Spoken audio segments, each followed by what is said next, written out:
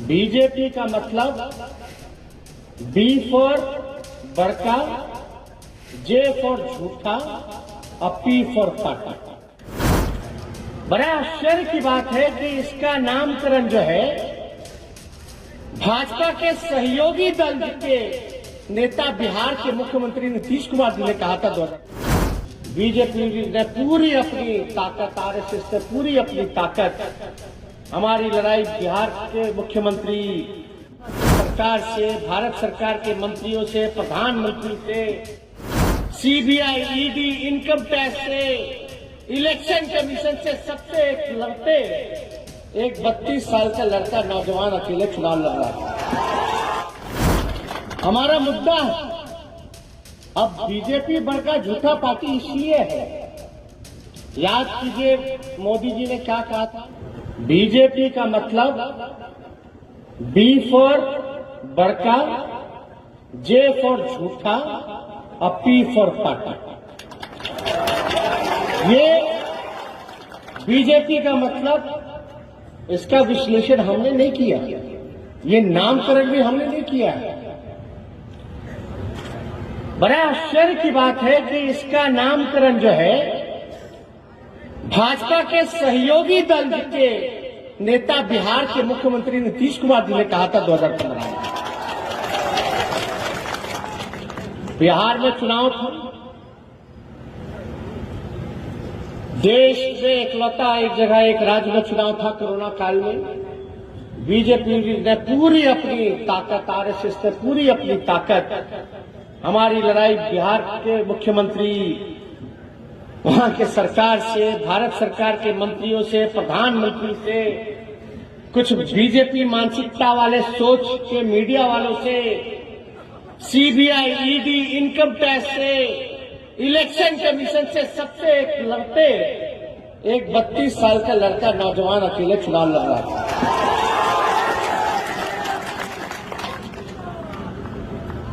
हम लोग का मुद्दा क्या था?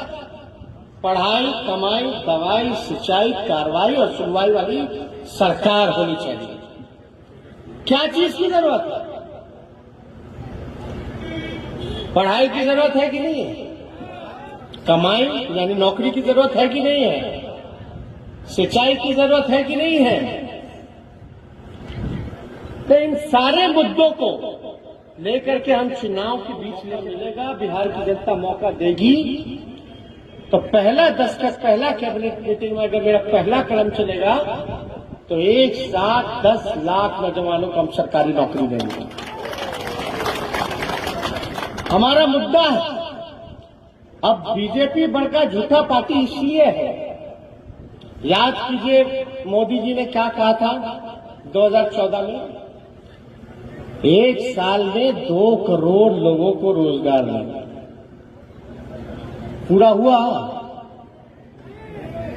बिहार में जब हम बोले कि 10 लाख सरकारी नौकरी देंगे तो भाजपा वाला बोला कि हम 20 लाख देंगे। पूछो कहां गए? अरे जो खाली पदे हैं उसको भी नहीं भर पा रहे स्वास्थ्य विभाग में, पुलिस डिपार्टमेंट में, और जहां जा रहा वहां घोटाला, धांधली, एक परीक्षा नहीं हो पा रहा ढंग से, पेपर लीक हो जाता है। मंदिर की बात करते हैं ये लोग, राम की बात करते हैं ये लोग। मधुबनी में जो नरसंहार हुआ, यही भाजपा वाला लोग, भाजपा का विधायक संरक्षण देने का काम किया। क्या बोला कि रावण सेना, बताइए, राम के नाम पे चंदा लेगा, रावण सेना बनाएगा। यही है बीजेपी का।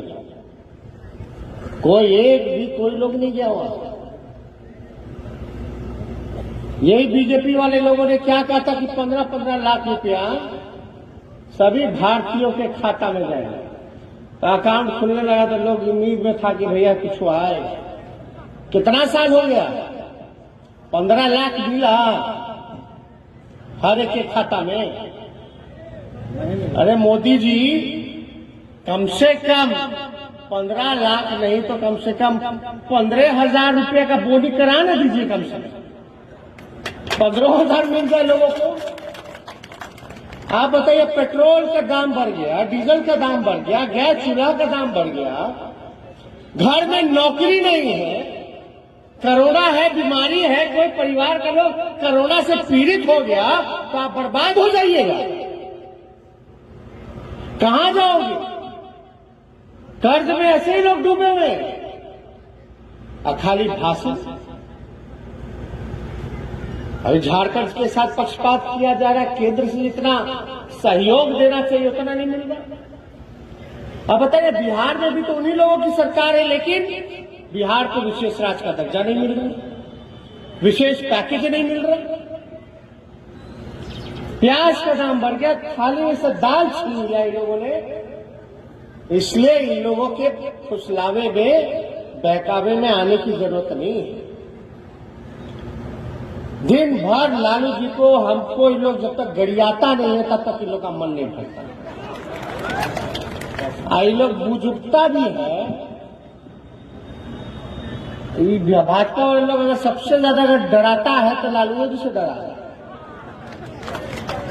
साजिश के तहत लालू जी को जेल भेजा। अभी एम्स में दिल्ली में इलाज चल रहा है, किडनी का समस्या है, 25% किडनी काम कर रहा है। पहले ही से दिल का बीमारी है, शुगर का बीमारी है।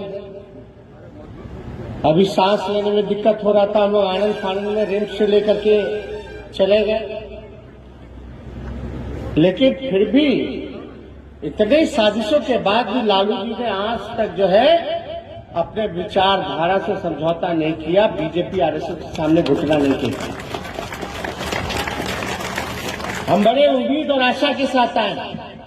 बिहार में तो चुनाव हुआ, जनता ने तो हमें जिता ही दिया। जनता ने फैसला सुनाया, चुनाव आयोग ने नतीजा सुनाया। अंतर है, 15 सीट 20 सीट तो ऐसे ही हरा दिया। अभी सब लोग हाई कोर्ट में गया हुआ है कि करो 12 वोट से हरा दिया, करो 50 वोट से हरा दिया, करो 200 वोट से हरा दिया। 3 बजे शाम में काउंटिंग खत्म हो गया और रात तक जो है काउंटिंग चल रहा है। प्रधानमंत्री जी को सभा करना था बीजेपी कार्यालय में 5 बजे, करते हैं अगला दिन। बीजेपी के लोग नेता सब पहुंच गए नीतीश जी के घर शाम के 4 बजे का है भाई। पहली बार इतिहास में रिजल्ट वाले काउंटिंग वाले दिन चुनाव आयोग 3 बार प्रेस कॉन्फ्रेंस करके कहते कि गिनती जो है धीमी चलेगी। इसलिए आप लोग सतर्क रहिएगा। इसलिए पोलिंग बूथ पर ईमानदारी से आप लोगों को रहना है। बिहार में चुनाव में हमने एक नारा दिया था, चुपचाप, तो लोग बोलता था लालटेन छाप। अब देखो, मोदी जी देश के प्रधानमंत्री हैं, इतने बड़े नेता हैं, हमारा नारा चुरा लिया। अब बंगाल के चुनाव में बोलते हैं चुपचाप कमल छाप। इन नारा गढ़ने वाला लोग हर हर मोदी घर घर मोदी, ये हर हर मोदी घर घर मोदी नहीं, बड़बड़ मोदी है, गड़बड़ मोदी है। इससे सावधान रहने की जरूरत है। इसलिए इधर उधर नहीं, चुपचाप धनुष छाप पर वोट देना है। और हमारे भाई हैं, सब समाज के लोग एकजुट होकर के, आप बताइएगा तो जीत का माला पहना दें बधाई का। तो सब लोग हाथ उठा करके बताएंगे तब पहना दें। अब देखिएगा, मान सम्मान की रक्षा बात कीजिएगा, हम पहना देते हैं। मंत्री बादल पत्रलेख जी और महागठबंधन जेएमएम के प्रत्याशी हाफिजुल हसन साहब जी, राजद झारखंड के प्रदेश अध्यक्ष अभय जी,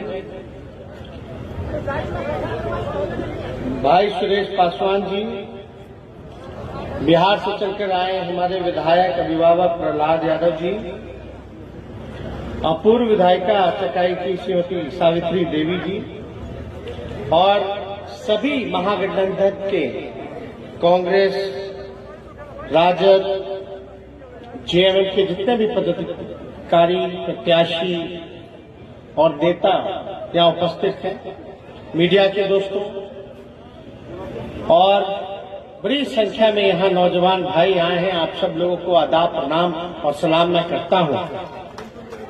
आप सब लोग जानते हैं कि चुनाव होने वाला है। चुनाव की वजह भी आप लोग जान रहे हैं कि चुनाव क्यों हो रहा है। पिछले विधानसभा चुनाव में आप लोगों ने महरूम हाजी साहब को अपना मत देकर के विधानसभा भेजने का काम किया था। सबसे पहले उनके निधन पर आदरणीय लालू जी को काफी धक्का लगा है।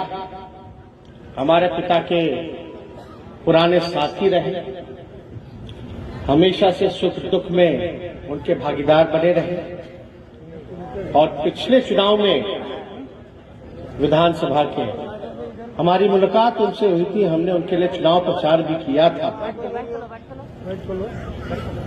सबसे पहले हम उनको श्रद्धांजलि अपने पिता की तरफ से, अपने पूरी पार्टी की तरफ से हम देना चाहेंगे। ईश्वर करे कि उनकी आत्मा को शांति मिले। अब चुनाव हो रहा है, प्रत्याशी बनाए गए उनके बेटे फजलुल साहब जी। अब आप लोगों को तय करना है कि आपका जो चुनाव था, चुनाव मतलब इलेक्शन, जिसको आपने इलेक्ट किया था, जिनको आपने विधानसभा भेजा था, क्या आपका निर्णय सही था कि नहीं था? आपका निर्णय बिल्कुल सही है। आपके निर्णय से महागठबंधन की सरकार बनी। हेमंत सोरेन जी उसका नेतृत्व कर रहे हैं। निर्णय क्यों सही था? बीजेपी से यहां लड़ाई है। बीजेपी का मतलब बी फॉर बड़का, जे फॉर झूठा और पी फॉर पार्टी। ये बीजेपी का मतलब, इसका विश्लेषण हमने नहीं किया, ये नामकरण भी हमने नहीं किया। बड़ा आश्चर्य की बात है कि इसका नामकरण जो है भाजपा के सहयोगी दल के नेता बिहार के मुख्यमंत्री नीतीश कुमार जी ने कहा था 2015 में। बिहार में चुनाव था, देश में इकलौता एक जगह एक राज्य में चुनाव था कोरोना काल में। बीजेपी ने पूरी अपनी ताकत, आरएसएस ने पूरी अपनी ताकत, हमारी लड़ाई बिहार के मुख्यमंत्री, वहां के सरकार से, भारत सरकार के मंत्रियों से, प्रधानमंत्री से, कुछ बीजेपी मानसिकता वाले सोच के मीडिया वालों से, सीबीआई, ईडी, इनकम टैक्स से, इलेक्शन कमीशन से, सबसे लड़ते एक 32 साल का लड़का नौजवान अकेले चुनाव लड़ रहा था।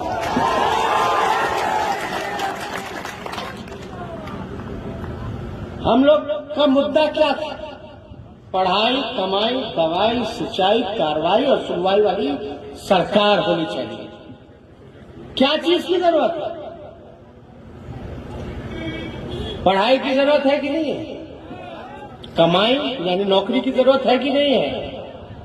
सिंचाई की जरूरत है कि नहीं है?